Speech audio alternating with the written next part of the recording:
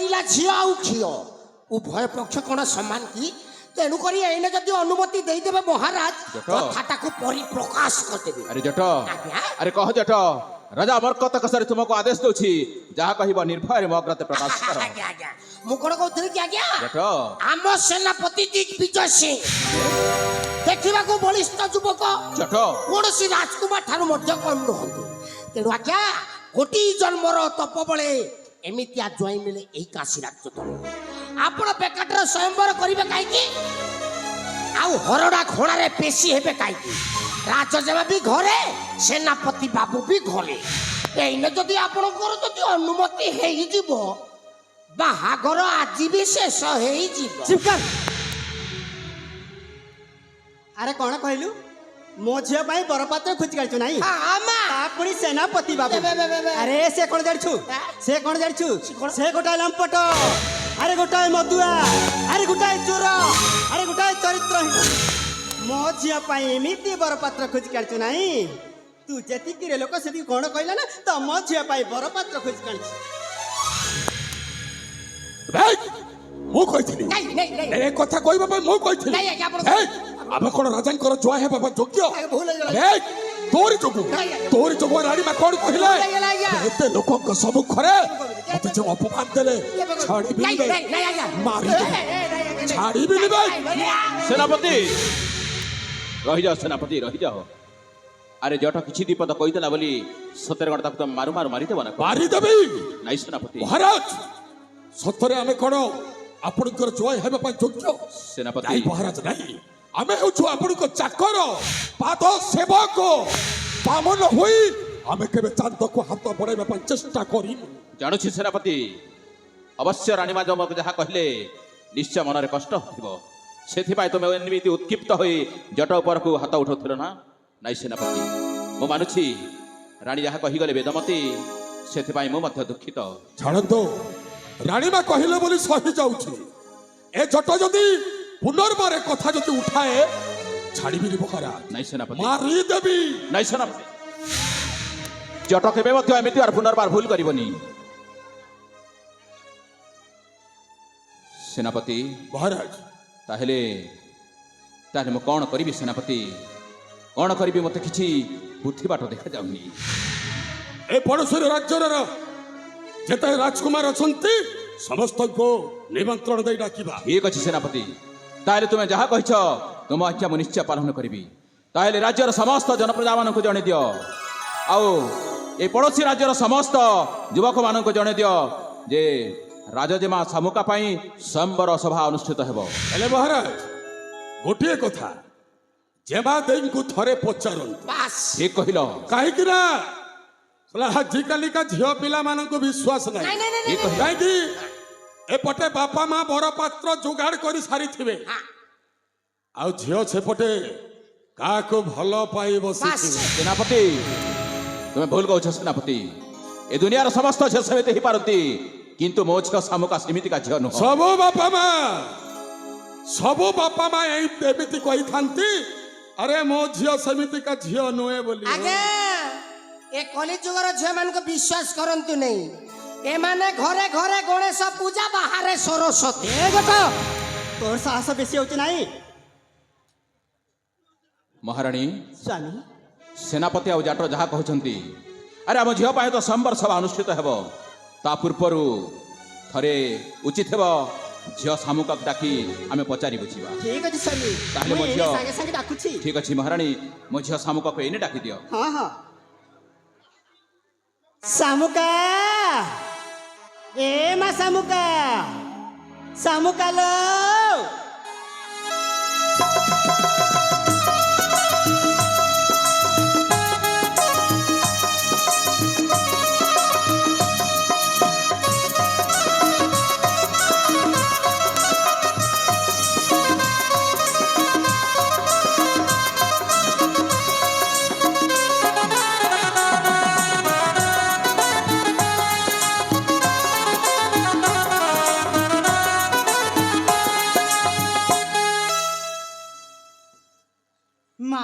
सामुका बापा झियालो मोर भूमिष्ठ प्रणाम ग्रहण करंतु हो उठलो मा सामुका ଭଗବାନ ତତେ ମଙ୍ଗଳ କରି ରଖିଥାନ୍ତୁ ସବୁବେଳେ କୁଶଳ ରଖିଥାନ୍ତୁ ମା ଉଠ ମା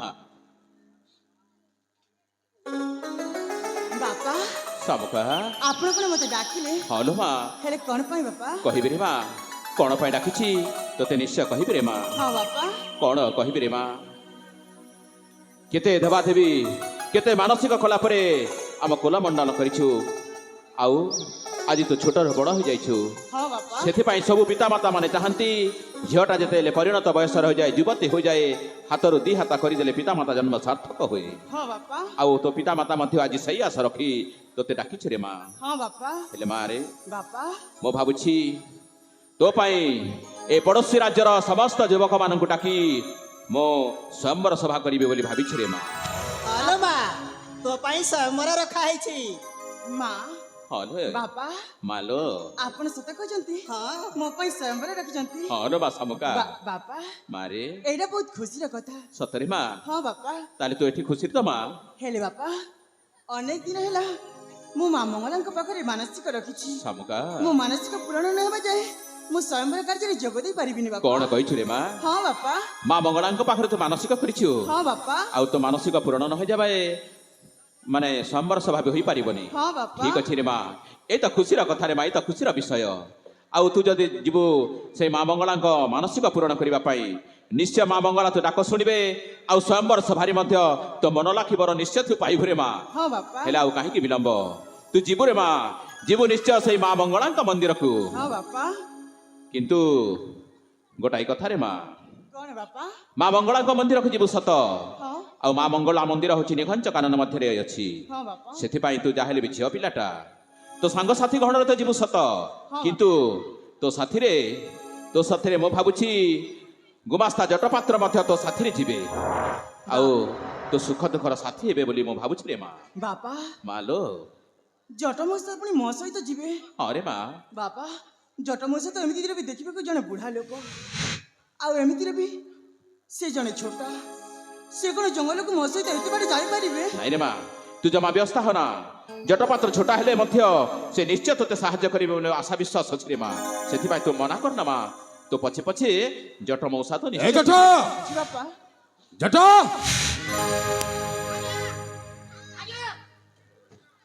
ଆଜ୍ଞା ଆରେ ଯେମା ଦେଇ ଯିବେ ମଙ୍ଗଳା ମନ୍ଦିର ମା ମଙ୍ଗଳାକୁ ଦର୍ଶନ କରିବା ପାଇଁ ତ ସେଠି ମୁଁ କଣ କରିବି? ସୁରକ୍ଷା ପ୍ରଦାନ କରିବୁ ମତେ କିଏ ସୁରକ୍ଷା ଦବ? ତୁ ମଲେ କଣ ଅସୁବିଧା ହବ ମୁଁ ଯାଇପାରିବି ନାହିଁ ରାଜାଙ୍କ ଆଦେଶ ମୋର ଅର୍ଜେଣ୍ଟ କାମ ପାଳନ କରିବାକୁ ବାଧ୍ୟ ମୋର ବିରାଟ ବଡ କାମ ମୁଁ ଯାଇପାରିବିନି। ଜଟ ଆଜ୍ଞା ମହାରାଜ। ସେନାପତି ଯାହା କହୁଛନ୍ତି ସେ ହଉଛି ମୋ ଆଦେଶ ଯଥା ଆଜ୍ଞା ଛାମୁ। ତାହେଲେ ତୁମେ କଣ ମୋ ଆଜ୍ଞା ପାଳନ କରିବନି? ଆଜ୍ଞା ନାଇଁ ଆଜ୍ଞା ଶୁଣ ଜଟ ଆଜ୍ଞା ମୋ ଝିଅ ଶାମୁକା ମା ମଙ୍ଗଳା ମନ୍ଦିରକୁ ଯିବ ତା ମାନସିକ ପୂରଣ କରିବା ପାଇଁ ସେଥିପାଇଁ ମୁଁ ଭାବୁଛି ତୁମେ ଯେହେତୁ ବୁଢ଼ା ଲୋକ ମୋ ଝିଅ ପଛେ ପଛେ ଯଦି ଯିବ ତାହେଲେ ମୋ ଝିଅ ସୁରୁଖୁରୁରେ ଯାଇକି ସେ ସୁବିଧାରେ ଫେରିଆସେ ବୋଲି ମୁଁ ତୁମ ଉପରେ ଆଶା ବିଶ୍ୱାସ ରଖୁଛି। ଆପଣଙ୍କ ଆଦେଶ ଶିରଧାର୍ଯ୍ୟ। ତାହେଲେ ମାର ଶାମୁକା ବାପା ଏଥର ଶୁଣିଲୁ ମା ତୋ ପଛରେ ତୋ ଜଟ ମଉସା ଯିବେ ହଁ, କିଛି ବାପା। ଅସୁବିଧା ହେବନି ଠିକ ଅଛି ରେ ମା ଠିକ ଅଛି ବାପା ଆପଣଙ୍କ ଖୁସିରେ ମୋ ଖୁସି ଆପଣ ଯାହା ଚାହିଁବେ ତାହା ମୋ ପାଇଁ ପଥର ଲଗାରେ ବାପା। ଠିକ ଅଛି ରେ ମା ତାହେଲେ ଆପଣ ଦି ଜଣ ମତେ ଆଶୀର୍ବାଦ କରନ୍ତୁ ମୁଁ ମା ମଙ୍ଗଳାଙ୍କ ପୂଜା ଶୁଭରେ ଶୁଭରେ ସମ୍ପୂର୍ଣ୍ଣ କରିକି ଠିକ ଅଛି ରେ ମା ଶୁଭରେ ଶୁଭରେ ଆପଣଙ୍କ ପାଖକୁ ଫେରି ଆସିବି। ଠିକ ଅଛି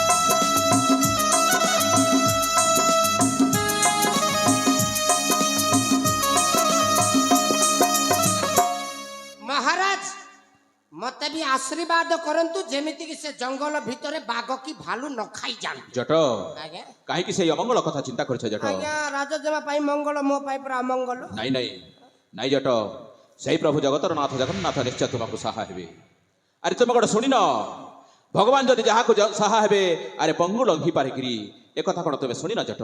শুনিছি যে আজ্ঞা কলিযুগর ভগবান বি গ্যারেন্টি নাই। আই জট কিଏ কহিলা যুগে যুগে সেই দারু ব্রহ্ম চতুর্থ মূরতি সেই পতিত পাবনা যুগে যুগে উড়ুছি।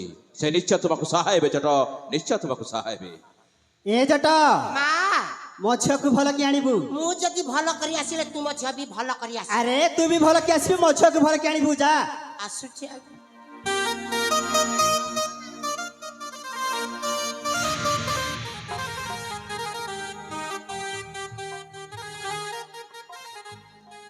ସେନାପତି ମହାରାଜ ଦେଖିଲ ତ ଝିଅ ତ ଚାଲିଗଲା ମଙ୍ଗଳା ମନ୍ଦିରକୁ ପୂଜା ଅର୍ଚ୍ଚନା କରିବା ପାଇଁ।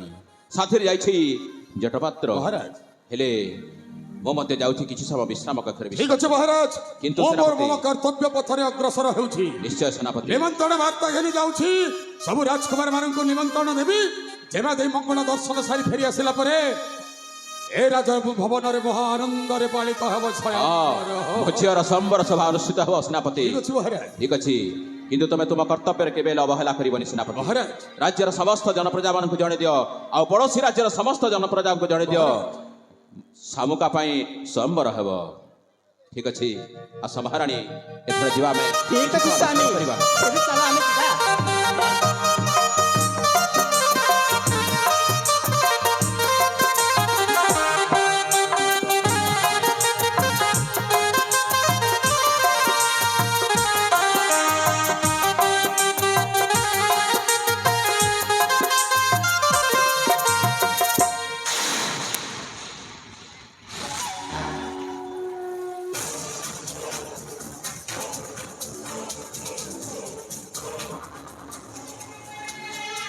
অপমান, ঘোর অপমান। ছি, ছি, ছি, ছি, ছি, ছি, থু। ইয়ে কথা যদি কিଏ মতে କହିଥାନ୍ତା ଏତିକି ବେଳେ ମୁଁ ଆତ୍ମହତ୍ୟା କରିସାରି। ମୁଁ ଆତ୍ମହତ୍ୟା କରିବିନି। ଆଉ କଣ କରିବି? ଆମେ ବୋକା ପୁରୁଷ ନୁହେଁ, ପ୍ରତିଶୋଧ ନେବି, ପ୍ରତିଶୋଧ। ହେଲେ କେମିତି? ଏ ଜଟ ଆଜ୍ଞା ଆମେ କହୁ କହୁ କହିଦେଲୁ। କହିଦେଲି ଆମେ କଣ କହିଲୁ? ସେନାପତି ବାବୁକୁ ତୁମ ଝିଅ ସହିତ ହରେ କୃଷ୍ଣ ହରେ ରାମ। ହେଲେ ଏ ରାଣୀଟା କଣ କହିବା କଥା? ହଁ କି ନା ଇଚ୍ଛା ଥିଲେ ତ ହଁ, ଇଚ୍ଛା ନଥିଲେ ନା, ଦିଟା ଅକ୍ଷର। ହେଲେ ତାରି ବଦଳରେ ରାଣୀ ମତେ କଣ କହିଲା? ଆପଣ ଜଣେ ମଦୁଆ, ଚୋର, ଲମ୍ପଟ, କୁକୁର। ଚରିତ୍ରହୀନ। ଛାଡ଼ିବିନି, ଛାଡ଼ିବିନି। ରାଣୀଟା ଏଠାରେ ଯୋଉ ଅପମାନ ଦେଇଛି ସେଇ ଅପମାନର କଳା ଘଣ୍ଟାକୁ ହିସାବ କରିବି। ନାଇଁ ଜଟ ନାଇଁ, ଏଇନେ ଯିବି ସେ ରାଣୀଟାକୁ ଅପମାନ ଏଇନେ ଯିବି।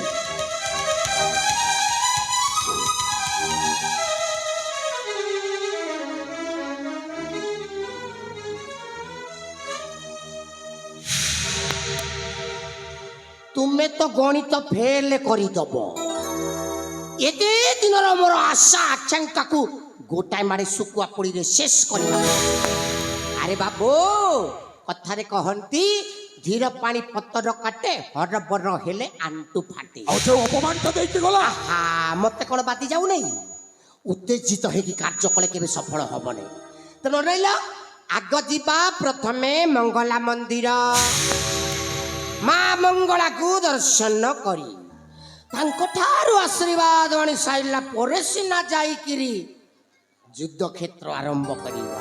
ଜଟ ଆଜ୍ଞା ଜଟ ଆଜ୍ଞା ମହାରାଜ, ଆରେ ତୋ ମୁଣ୍ଡରେ କଣ ଅଛି? ପଚାକୁ ନାଇଁ ଆଜ୍ଞା, ଭିତରେ ଗୋଟେ କଣ ଗୋଟେ ଥବ। ଆଉ ରାଜା ଝିଅ ଶାମୁକା। ଏ ଶାମୁକାଟା ଯିବ ମଙ୍ଗଳା ମନ୍ଦିର ମା ମଙ୍ଗଳାକୁ ଦର୍ଶନ କରିବା ପାଇଁ। ହେଲେ ଏଠାରେ ତା ମାଟା ଯୋଉ ଅପମାନ ଦେଇଛି ସେଇ ଅପମାନର କଳା ଘଣ୍ଟାକୁ ହିସାବ କରିବି ତା ଝିଅ ଠାରୁ। ଜଟ ଆଜ୍ଞା ଏମିତି ଖେଳ ଖେଳିବି ହଁ। ଶେଷରେ ରାଜା ଆଉ ରାଣୀଟା ତା ଝିଅକୁ ମୋ ଗଳାରେ ଝନ୍ଦି ଦେବେ ଦେବେ। ଶୁଣ ଜଟ, ଆଜ୍ଞା ଆଜିଠାରୁ ମୁଁ ପ୍ରତିଜ୍ଞା କରୁଛେ, ପ୍ରତିଜ୍ଞା। ରାଜା ଝିଅ ଶାମୁକା, ଏ ଶାମୁକା ଯଦି ମୋର ନ ହବ କାହାରି ହବା ପାଇଁ ଦେବି। ନା ନା ନା ନା, শামুকা কেবল ওর চল ଜାଣନ୍ତା କିଆ ରଥରେ ଯିବା ମଙ୍ଗଳା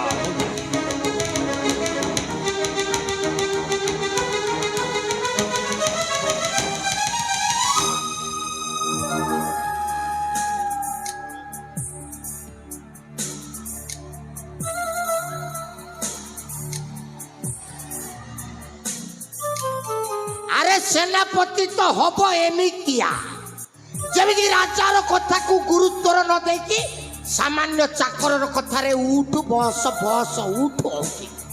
ଆରେ କଥାରେ କହନ୍ତିନି ଯେତେ ପଢିଲେ ଭାଗବତ ଦୋଷ ନୁହିବ ମୋର ଚିତ ଜଟ ପାତ୍ର ମୁଁ ଜଟ ପାତ୍ର ଭଲରେ ଥିଲେ ବେଲପତ୍ର ରାଗି ଗଲେ ପୁରା ଛିନ୍ନ ଛଟ